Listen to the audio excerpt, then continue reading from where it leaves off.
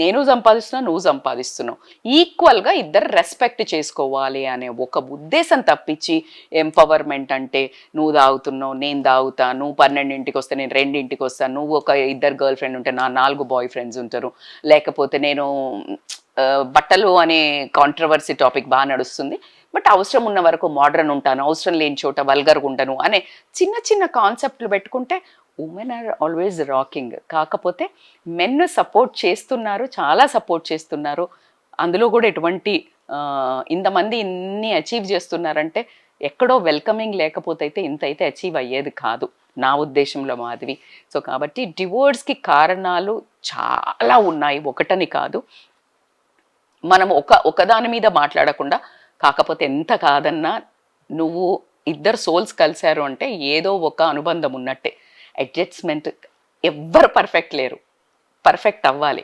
నాకు పర్ఫెక్ట్ అబ్బాయి కావాలి, పర్ఫెక్ట్ అమ్మాయి కావాలని చూడడం అనంత మూర్ఖత్వం అయితే లేదు.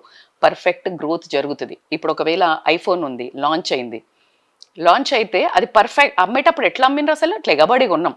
కొన్న తర్వాత మరి అది పర్ఫెక్ట్ కాదు, నేను పర్ఫెక్ట్ ఐఫోన్ 17 మోడల్ వచ్చాకే లాంచ్ చేశాడా?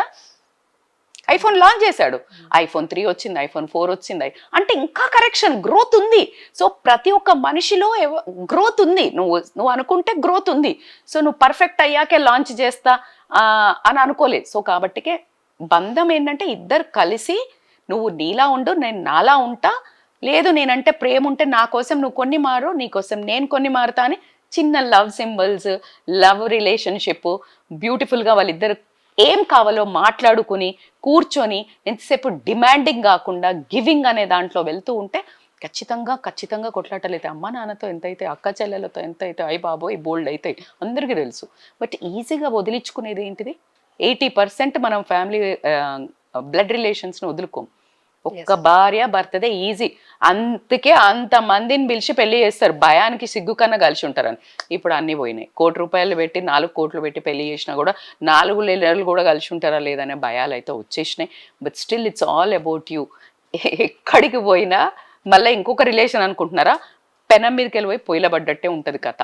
సో ఎక్కడైనా మీరు అడ్జస్ట్మెంట్, అండర్స్టాండింగ్, బాండింగ్ బిల్డ్ చేసుకోవడానికి process is the beautiful. Destiny ఏమి ఉండదు. ఇది బంధం 50 ఏళ్ళు వచ్చినా కానీ అర్థం కాకుండా ఉన్న భార్య భర్తలు కూడా ఉంటారు. సో కాబట్టి it is all about the process of living together. కాబట్టి సో చాలా ఎక్స్పెక్టేషన్లు పెట్టుకునేసరికి డిసప్పాయింట్. భర్త అంటే ఇగో ఇట్లా ఉండాలా, ఇట్లా లూయి విట్టన్ బ్యాగ్ 2 లక్షలు కొనియాలా, లేకపోతే ఇల్లు కొనాలా, లేకపోతే ఇట్లా మా అక్కకు భర్త దొరికినట్టు అట్లా కొంటాడు అనుకుని కొనలేడు, వదిలేస్తా.